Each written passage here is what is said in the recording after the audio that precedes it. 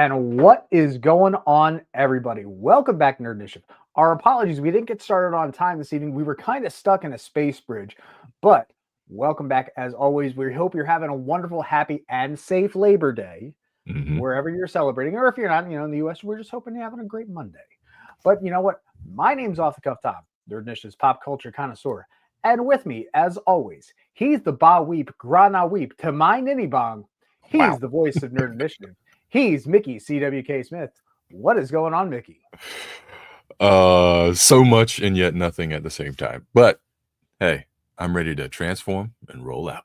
That's right. We are starting off our Cybertronian September because in September, back in, I had my notes here already. In 1984 was the original first iteration of the Transformers cartoon. So we figured we're going to honor them and celebrate them all month long.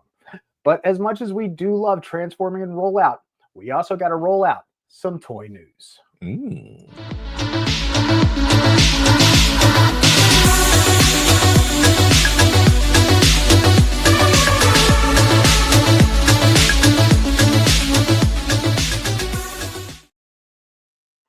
That's right. We got a lot of stuff going on here with talking about Transformers. So we are shortening up our news segment. Sorry, we don't even we're not even talking about our pickups this week, even though my Spider-Man's up there finally. But let's just dive right in and let's get it going. Well, speaking of Spider-Man, this beauty web throw. So SH Figuarts recently released the Capcom Cyclops not too long ago, or at least pre-orders, right? And then I was wondering, are we going to see a Spider-Man from Marvel?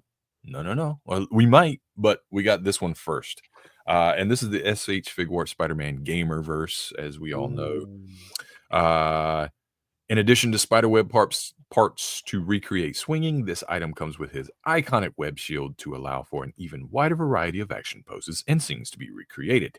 And he also comes with an effect sheet for the Spider-Man's spider sense, like the little, it goes on his head, shows his little halo, swirlies or whatever, his Peter tingle.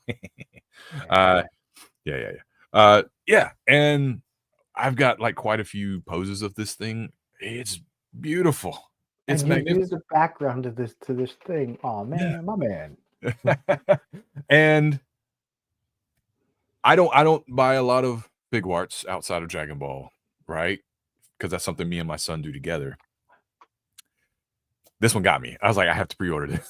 Now, you know what? I will say, comparing real quick, I have seen the Dragon Ball Figuarts because they are now relatively freaking everywhere. You can buy them at Target with your pumpkin spice lattes. But you know where my brands are for Figuarts, so I am really looking forward to this because you have to run that really, really interesting line when it comes to Spider-Man as far as how much bulk and heft you give him, but also how much pose ability. Like you look at them thighs is thick. Okay. I'm just saying. For sure. And yet you still see these really dynamic poses, which we know Figuarts can do. So it's like there was three big, we'll say three big reasons. See if I can count them off that I just had to pre-order this. And I don't do Marvel Figuarts figures, but I'm a huge Spider-Man collector. I know we can't see it, but I've got a whole shelf right behind me and you can see the poster there. This one, I'm collecting the Jada Toys Street Fighter 2 line, right? And I've also collected the Marvel Legends Gamerverse ones that they've released because I want to eventually set up a really cool scene with, and recreate those moments of Marvel versus Capcom. That would be awesome. So I gotta have a Spider-Man. 3, this is kind of the Spider-Man that I think of when you say Spider-Man, and I haven't seen one. I've probably seen them before. I just didn't want to buy them like Mayfex or something. But this, the blue, I don't know what color blue that is. I call it Spider-Man blue because that's where you see it. It's a beautiful costume. I love the big eyes, and his body is just like perfect to me. This is the Spider-Man I wanted, and that's why I pre-ordered it. I will say it looks like the ab twist there is a lot better than a lot of Figuarts that I've had in the past. I mean, I don't think I've gotten a recent Figuart in a while. Most of my figures are a little older from my various franchises. So yeah, Yeah, this is a gorgeous piece. Like this would definitely go up. Now, I know on Amazon it's currently unavailable from the Figure Arts store, but if I remember, pre-orders about what, $100? It was $89.99 Okay. from I did it at Big Bad Toy Store, so yeah, about $89.99. Which was like I was like, "Please don't be over $100 or I can't do it," and it was under. I was like, "All right, we can do this." Yeah, I definitely recommend go out and get this. As one is a Figure Arts aficionado. Yeah, I think. Hold on, the last figure art that I got was Kamen Rider Saber, so that Very tells you it cool. was a few years. Yeah. But man, as a big Spider-Man fan, this one just tickled the inside of my brain. I was like, "I have to have it." So, yeah, Hmm. there you go. And remember, anyone can wear the mask. That's right. Now, going from the highest of highs, we're going to the lowest of lows, at least for me, and probably you too. And speaking of Street Fighter and Capcom, right? I remember them talking about this wave one. It was like barely mentioned somewhere before, where a WWE Street Fighter crossover. And well, we got like they had like some kind of promotional. I don't even know where it was. It might have been in England or something. It wasn't in America, I don't think. You've got Rey Mysterio with a Ryu crossover, The Rock Bison crossover, and Ultimate Warrior Blanca crossover. This is wave one. There's three. We're gonna go through all three. This is awful. I'm sorry, I really had to turn my microphone off on that one. Fair. I don't know if they have it. Does Ray at least have his luchador mask on and everything? He does. He does. Okay. And I mean, Blanca is the Ultimate Warrior. That makes sense. The yeah, Rock is as Bison. Yeah. Okay. that's a push. Here you see John Cena as I'll be right Guile, back. Batista as Sagat, and Bianca as Cammy. I think that's Cammy.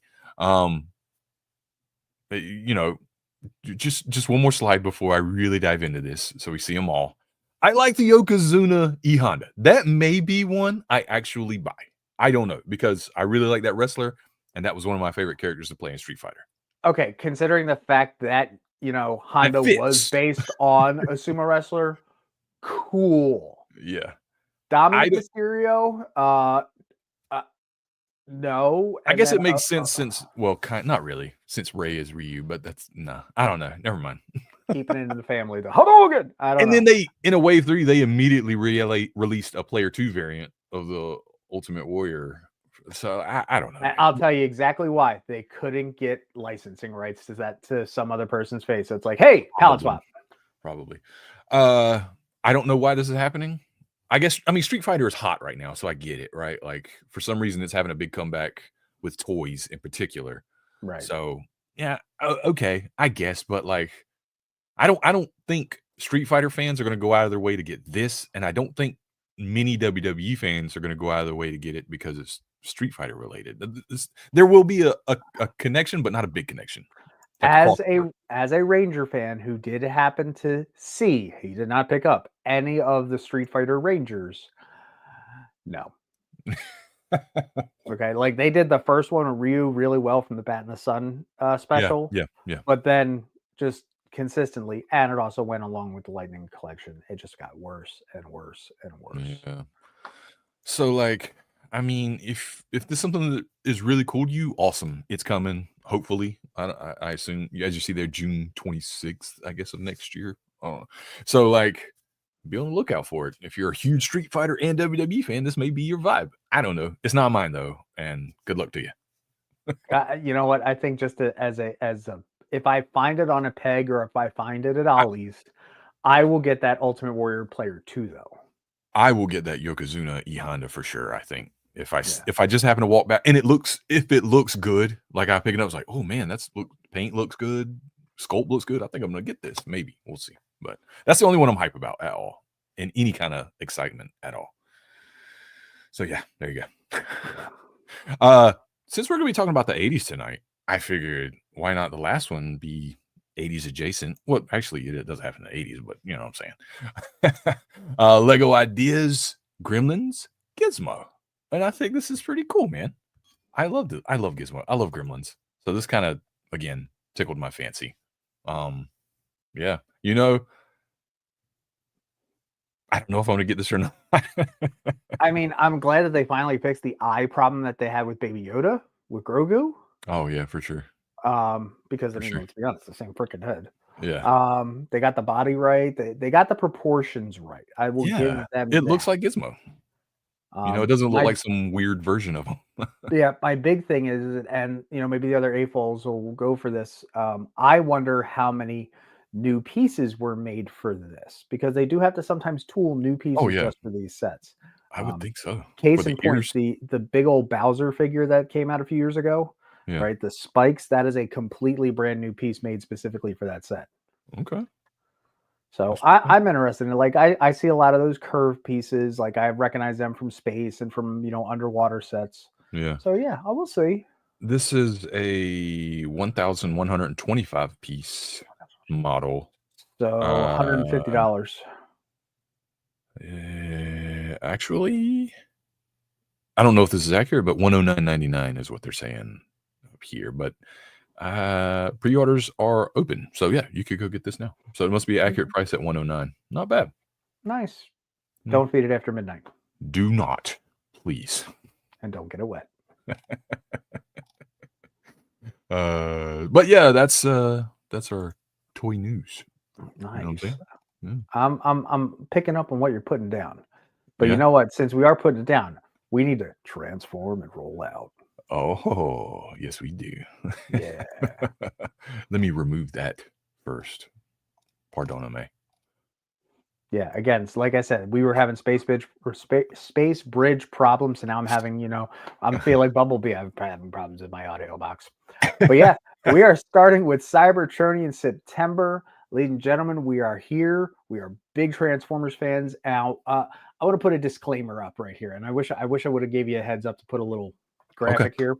Okay, we have a month to go over Transformers. Yes. Okay, and go ahead. We've got a lot of stuff to do. So if we miss something or if we skip something, it is not because we don't feel it isn't important. Right. But we also try to come from a genuine place of our collectorship, of our, where we are in our lives. So, or when we were in our lives. Right. So if we miss something, we still appreciate, the franchise and everything that's brought to us over the 40 years. But we have to skip it just based on time.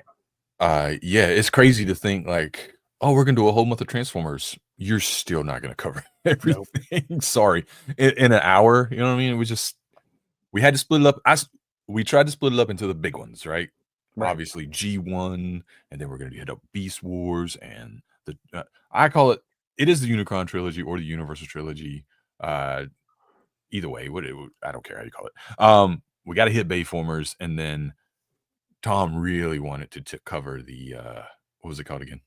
The aligned continuity, the longest storyline going. Yeah. Outside which of comics. I will be a little less familiar with. I have watched some of those because of my kids, but yeah, it'll be a little. Well, I'll still have fun with that. I'll learn some stuff, I think, which is cool. And I like Transformers, so I'll listen to anything related to Transformers. Might even see your first quadruple changer, if I'm correct. Maybe. No, sorry. Optimal Optimus and Beast Wars was a quadruple changer. Okay. Well, either way, where did we start? Yeah. In the beginning, there was Diaclone and Microchangers or Micro Man. I think Micro Man. Yeah, same thing. So Hasbro was out looking for a new thing, and they pretty much bought from Diaclone and the Micro Man series and bashed them all together to start making a whole combined universe. Now, if you take a look on the first one, going back one, those ones are your Diaclone figures. So that's why you had these very different sized figures, like Bumblebee versus say Optimus, who in Japan is known as Battle Convoy. You'll also find out that in other Japanese series, typically the leader is some sort of convoy. So yeah, things didn't add up. Like Jazz did not, scale. Wheeljack, just look it up here at the top there. But then when you go to Micro Man, the whole line was based on things that became things because they were things, But at the same time, they had little micro men. So there you go. You've got, you finally see Bumblebee, you see Cliff Jumper, you've got who else is there? Goodness. Trying to see. You've got the camera bots, which was a mail away. Perceptor, thank you. Soundwave was not from Diaclone. He was from Microman. So there was a lot of stuff that, Hasbro brought over, and with help of the great Marvel writer, Bob Budiansky, gave all these fantastic backstories, creating the Autobots and the Decepticons. Yeah. And as you said before, Hasbro kind of was looking for something, right? As a lot of times they do, to go to these toy shows, these toy fairs, and they talk to people that have concepts or something. I think in the case of Japan, those things were already pretty hot and working really good, right? And Hasbro thought, they heard the cha-ching, right? Like, this could work in America if we put our little spin on it and we give it give it a story, and we give these characters backgrounds. It's going to work out really, really well. We're going to bring it to America, and we're going to get Marvel Comics. I don't know if they were bigger than DC at this time. I think DC might have been bigger at this time, but anyway, it was probably, I don't know. But we're going to get Marvel Comics. Had they done G.I. Joe already at this point? I don't know. This was 84, so G.I. Joe wouldn't be out just yet. Okay. But yeah, I mean, they put together. I think they did. Joe's would have been out 1 year before. Oh, so guess what? Next September we can do G.I. Joe. Want the G.I. Joe? Yeah. and they had done Masters of the Universe by this time too, I believe. So they had already established this cohesive reputation, toy working together. This reputation of give us your product, we'll do the world building, we'll make these characters, give them names and personalities and all this stuff, right? And I mean, they did a good job, because all of those things are still going strong today. You know what I'm saying? So it really worked. And then that obviously molded into a cartoon, because that's what you do now. If you have a toy line, you put a cartoon with it to it's the 80s. Advertise and market. But man, Transformers might have been that one, in my opinion, where the cartoon or the story or whatever you want to say, it might have transcended the toys. You know what I'm saying? At least to me, I like the toys, I collect them, but I think I did it because of the cartoon. I would say absolutely all of us elder millennials. I mean, that's look at our particular offices, folks. This is our childhood on display. I got Optimus Prime right there. Where's your pumpkin spice latte? we'll get into that. But yeah, I felt like the cartoon was almost more important to me, and the characters and the story was more important to me than the toys. Although, you would take that to your playtime, obviously, like you would any other of these toys at this time. But at the same time, hold on. I mean, we go back to looking at our shows and stuff from when we're kids, and I'm sorry, a lot of times, especially back in the 80s, the story didn't really hold up. There were a lot of loopholes, and hey, I missed this or I missed that. So, I think sometimes we look at a lot of these older franchises with, Energon colored glasses, going, oh my God, I love this so much. I'm sorry. Sometimes the stories just did not hold up because they just wanted to sell the figure. I would say that this is where I think this was the exception, right? They, or at least to me, it had more of a cohesive story, right? And one that has evolved better than any of the others, in my opinion, too. Agreed. As time has gone on. The spin-offs and the relating back to it, or using that old lore to build on a new franchise, much like the Aligned Universe. We're getting to it. We're getting to it. But yeah, I mean, these were the toys they brought in. This was wave one, come on, man. It's vehicles and other things that you can transform into other things. You had this puzzle where you turn them, some were easier, like Bumblebee obviously was a lot easier than Optimus Prime. Well, Optimus Prime wasn't that hard either, but easier than Jazz and Soundwave, and it was just fun, man. You had this extra play thing where you're I'm playing with it as a car or as a tape deck. Now I'm playing with it as a robot. Yep. Now, out of this particular picture, who did you have? Oh, come on, man. I had Optimus and Bumblebee. I think Bumblebee, and that was it. Mhm. I think this is definitely the time where growing up in a major metropolitan area was to my disadvantage, Oh, yeah. because all the stores would sell out like that, like Yeah. crazy. Now, are we going to talk about the big gun in the room? Yeah, we are. But before I go into the next slide, I just wanted to Yep. say, you know, I, sometimes it may seem like we had a lot of money because I did have a lot of toys, but honestly, I would get a lot of the smaller, like Bumblebee, Thank you. and also going on at this time was God, why did it just leave my brain? More coffee. GoBots. Sorry. So like I had a lot of GoBots too, Down to the right? GoBots. Yep. And Optimus was really my only big Transformer because he was the one I cared about the most. So like a lot of them were the smaller characters, but yeah. So But yeah, more from the Microman line exactly, than the exactly. Diaclone line. But yeah, let's talk about that gun. It was the 80s, man. As a matter of fact, this gun goes back even further to the 60s, if you're not aware. No, tell me. Yes. So this actual MP68 Waller actually goes back to the Man from Uncle. The original Okay. design of this was done by Takara Tomy, and it is a play on the gun that was used in the show. As a matter of fact, the main actor from The Man from Uncle, went on and became Ducky on NCIS. Oh, really? Yeah. Anyhow, so this was a very, very odd figure when they tried to make Megatron out of it. We have since obviously gotten one that's more cartoon accurate because, I mean, if you look where the trigger is, there's more than, yeah, it's a very interesting shape. But the other thing is, this figure was banned in a lot of countries simply because this was before, toy gun safety laws. They would not put an orange tip on the barrel, and you could switch out the two barrels. One was the scope, and one was the actual silencer. So it was so interesting. So I remember 20 some odd years ago, a friend of a friend's boyfriend, I was in San Francisco. I look on his shelf and I see the silver version. I was like, dude, can I touch it?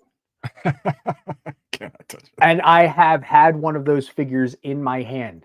And I'm like, I want to transform this so bad, That's really cool. but I am not going to touch it because I know I will break something. So he takes it nicely. And I'm like, so cool. Oh man, But yeah. it did give a bit of a obviously it was very controversial, right? Because you're selling a gun toy to kids. Although at this time, like there were those, you know what I mean? Like it wasn't like Mhm. odd to have a toy gun in the house. I know I had quite a few myself, but I guess it was just like uh I don't know. It was just one of those things that it riled up, I think, some parents at the time, if I'm not mistaken. I Oh, do remember it yeah. being and they're like, "What are you doing? Why are you selling this?" But it's so cool. Like you said, it's chrome, man. How cool is that? How cool Now is there was a second version of it done that was done in a matte gray with, if you see where inside of the handle is, where the maroon is, they redid that as blue as well. They did also start like I remember later versions, the Decepticon logo got bigger, so it would look more like a Mhm. toy as opposed to what it was. Yeah. Puppy blue. So now we're gonna switch to kind of like we kind of hit on it earlier, right? You're talking about my pumpkin spice latte.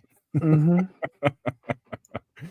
I'm a big Optimus Prime fan. I don't know. Who isn't?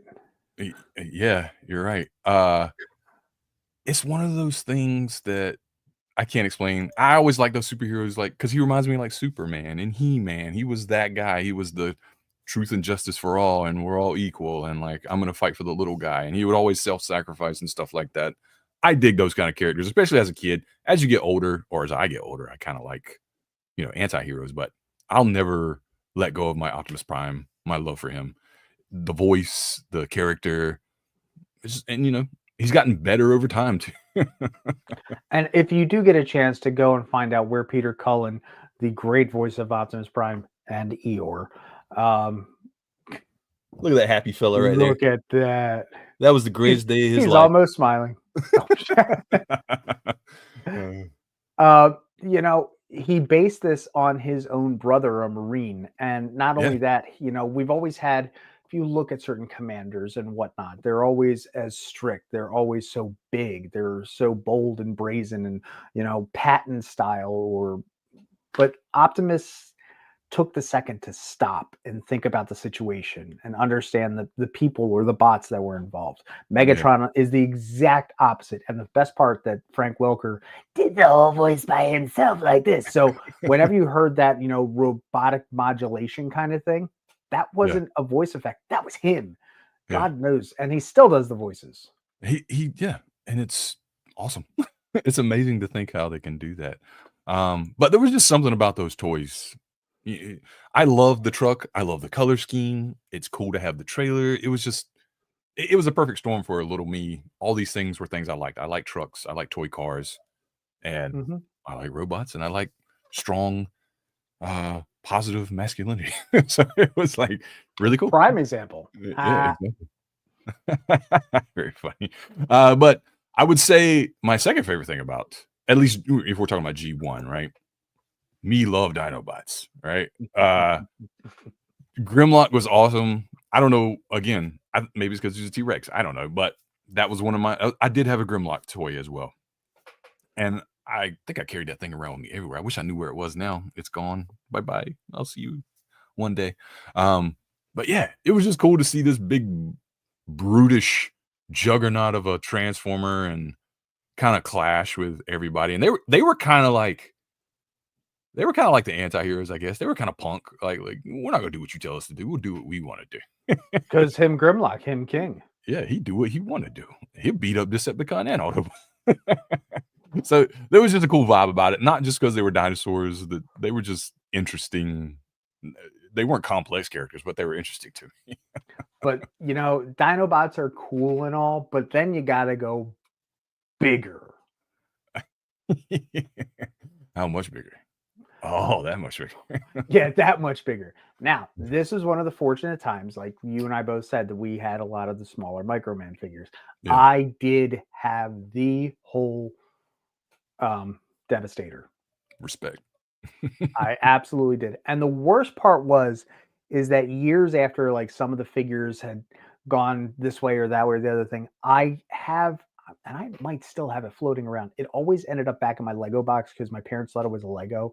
There's one particular piece that you use that clicks in, so it helps with the combination. Yeah. And I might still have just that one piece. And if I do, I will put it on my shelf. Like I'll put it on a little stand and everything. We'll have to post it.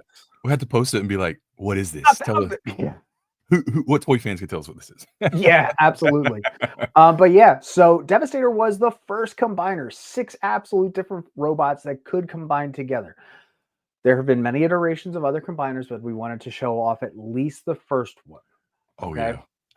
Another thing that was pretty interesting, especially coming out of the Decepticons, and I noticed this as we were going through this tonight, that when you really wanted to amp up and go with a new play style or motif, especially, the Decepticons got it first, not the Autobots. They were playing catch up. Yeah.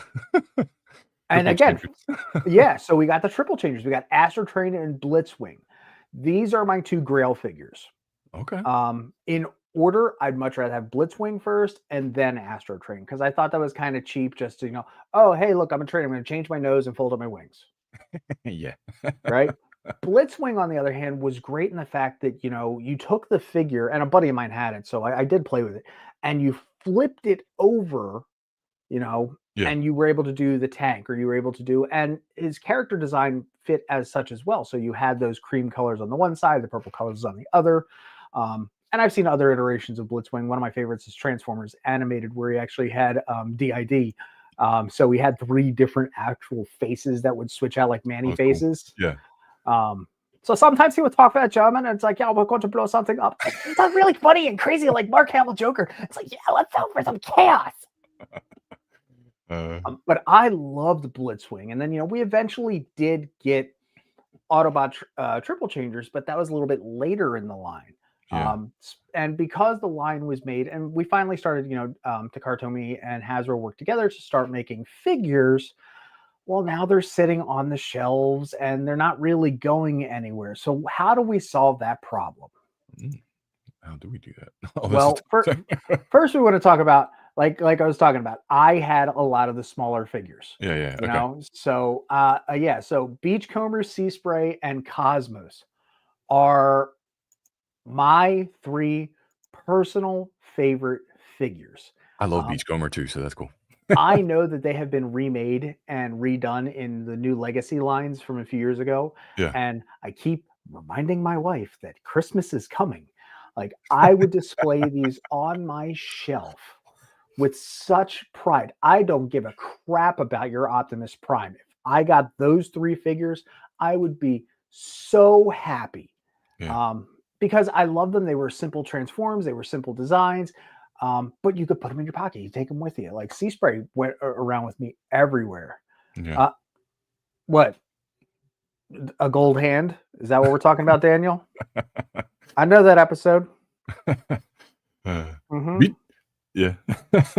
Beachcomber got some love recently in the comics too, which was really cool. Yep. By Daniel Warren Johnson. Cosmos actually was given a little respect on the new You- Transformers Earthspark series, voiced by Weird Al Yankovic.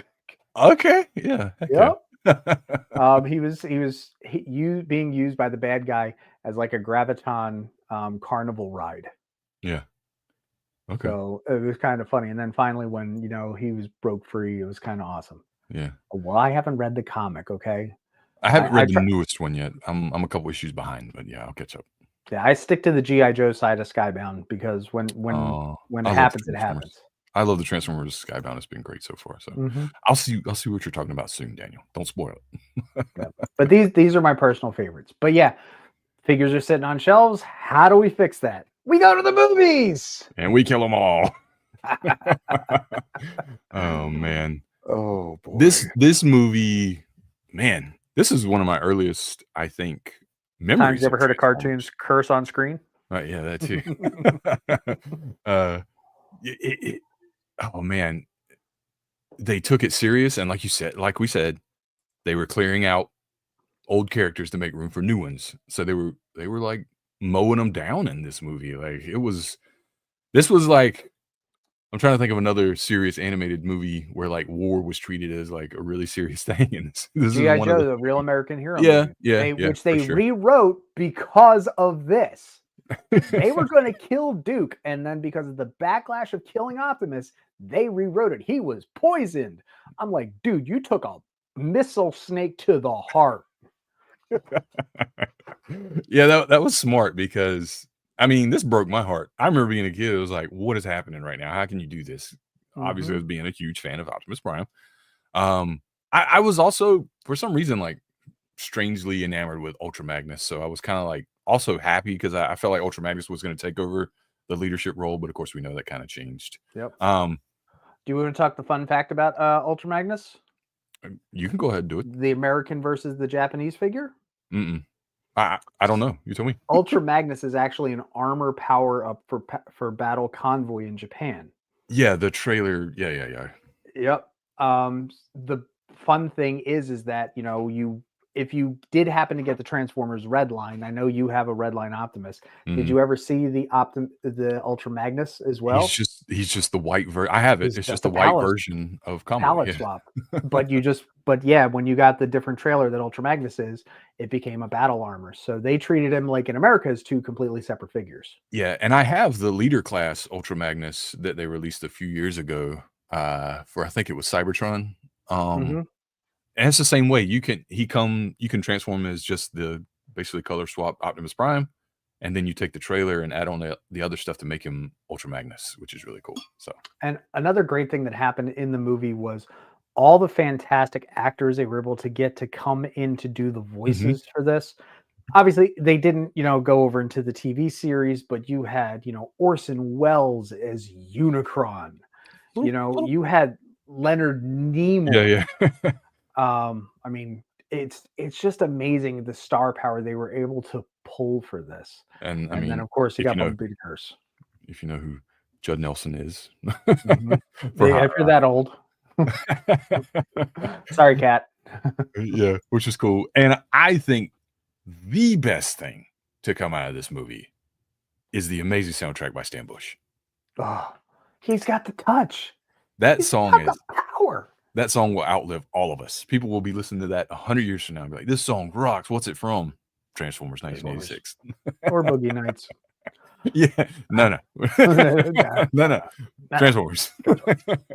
Well, that was going to be the other line tonight. He's got the touch. He's got the power. Hey, that would have been good. That would have been good. But and that song's great. But I would recommend listening to the whole soundtrack is a banger. It's so good, and it's in my playlist still today. Me too.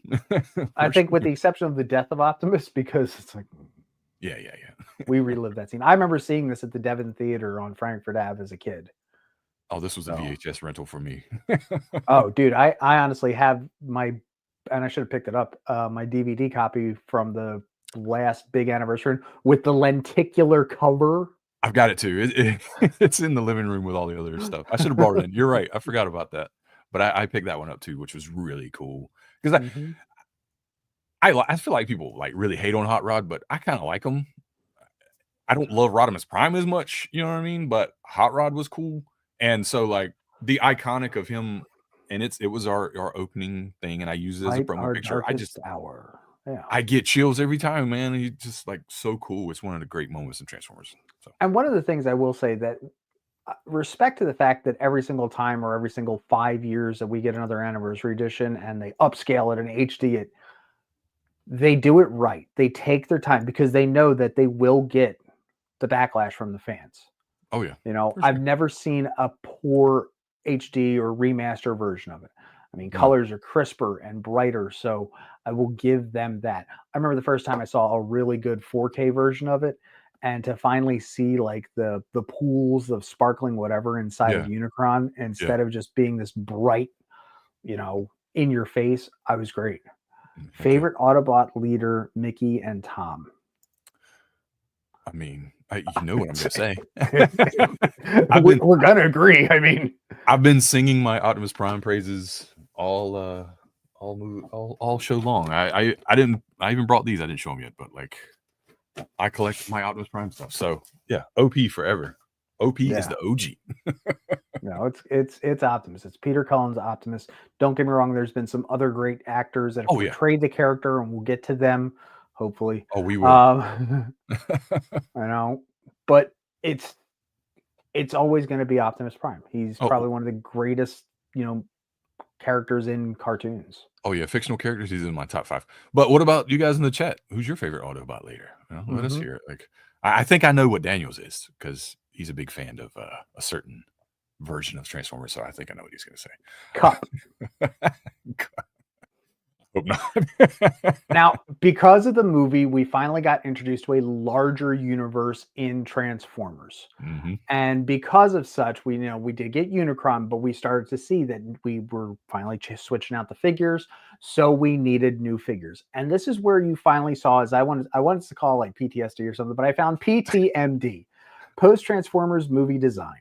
Yeah. You'll notice a lot of these figures got sexier, sleeker designs. Yep. You know, you've got Springer there, who is also the first Autobot triple changer. Yep. Right? You've got Blur with 2 R's, as voiced by the great John Machida that we talked about on our Micro Machines episode. You had RC, or as commonly referred to when we were kids, the Girl Transformer. Galvatron is a completely reformatted, and what a great scene that is from Unicron, taking the dead Megatron body and changing him into Galvatron. It's great. Voiced by that was the one voiced by Nimoy, right? Yes, I think so. Yes, yeah. And then taking some of the Seekers and calling these guys the Sweeps. So not only did the robot designs change, but we started to see more quote unquote alien figures as far as their vehicle forms. And they became a lot smoother and a lot sleeker. You know, if you flip up to the next one, you'll see. You look at them lines, man. Yeah, you could tell they were going almost for more of a humanoid look with these when they transform, as opposed to clunky square robots. So yeah, I don't know what that was for, but I don't know. But again, you can tell. You see, I've always thought that these had some sort of Art Deco like aesthetic, especially when it came to the Autobots, you know, with the smooth lines. I've always loved them. Blur, I believe, did get a new model. I know RC pretty much stayed the same. Galvatron, like, okay, we go from having a handheld pew pew to a A cannon. Floor pew pew. Cannon. Uh, And very good. it's just really neat. And also, he didn't change size. No, yeah, exactly. That was a little thing they had to work on there. You know, how do we And go from a small gun to a big gun? they storied around it as best as they Yeah, could. they did. They did. It's space. It's robots. You know, stuff happens. You know. Now, hanging out in space as well, you know, you have these big, huge planet-sized things that are happening and going on. In particular, we got to talk about the big bad of the movie, Unicron himself, Hmm. who never got a figure. Well, not then. No, he's No, gotten it one only since. took 35 years for him to finally get a figure, a HasLab figure. And how much was that originally? Like $600? It was expensive, man, and Yeah. people totally bought it, which I don't blame them. If you got the money, I probably would have too. So this figure here is actually from the collaboration of Takara Tomy and Hasbro. There is one figure before that Takara Tomy did that was in green, but I chose to go with this one. This is the prototype Unicron that is on display, I believe, in Massachusetts. Yeah, I do my homework. Yeah. But, you know, voiced by the great Orson Welles. As a matter of fact, this was Orson Welles' last ever performance before his passing. Yeah. Um, I think actually, from what I've read, Leonard Nimoy had to step in and actually finish some of his lines. I wouldn't be surprised. Yeah. But yeah, those things. Unicron became so big, and obviously in different iterations down the road, we had so many things of the story of Primus and the 13 Primes, and so much great stuff has come out and has built out of this original story. Yeah. You know, we've got the cartoons, we've got the comic books, we've got the figures. You know, you're just going to see so much stuff happen over the next, you know, month here while we're talking about this, that you're literally going to be up to your eyeballs in Energon. For sure. And we're gonna glaze over G2 pretty much, right? Because a lot of them were just repaints. They kind of made them like neon, gave them that 90s vibe, because these were like early 90s toys. Megatron did get a whole new mold though. He did. He was a tank at that point, and they gave him like a really bright green and purple camouflage. I hated it. It was the 90s. It was extreme. Yeah. I still hate a lot. Okay. I hate a lot of those paint schemes, but recent day, they've grown on me because I like that 80s retro feel with like neon colors. So I actually started collecting some of the G2 Legacy collection that they had like these like cyberpunk like neon colors to them. They're really cool, but I don't think it lasted very long because not a lot of people were buying them, because a lot of them I bought were on like clearance shelves, so I might not get any more. And there were other different lines that came out of the G2 stuff. You know, you had the battle beasts. You had, I mean, there's so many things. The headmasters, the target masters. Yeah. Again, there's just so much, and we did get a little bit of a season 3 in the cartoon.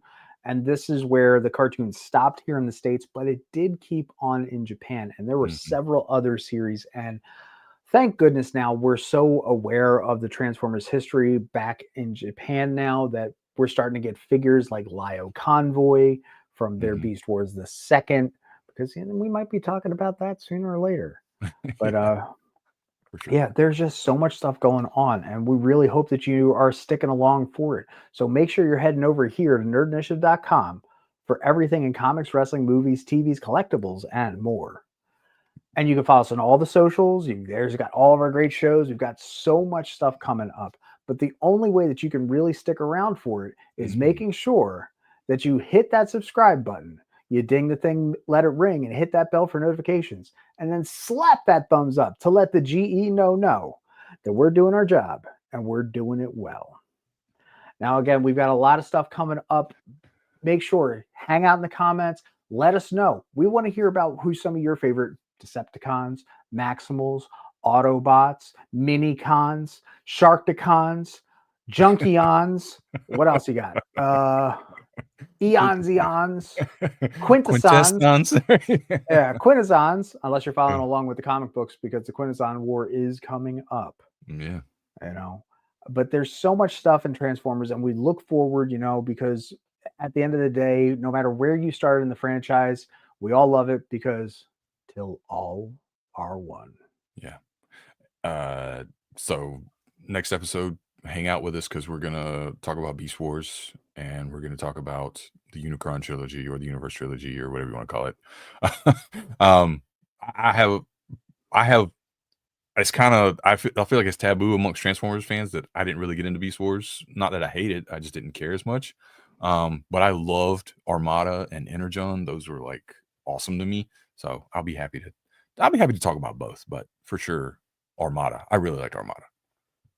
Yes. Yes. Very good, Daniel. Yes. That's just prime. Which is funny because the voice of Megatron from Beast Wars went on to do Optimus and RID. He did. And a great. He's one of the only other. You want to hear Peter Cullen, but I don't mind hearing me. He's really great too. Mm-hmm. Yeah.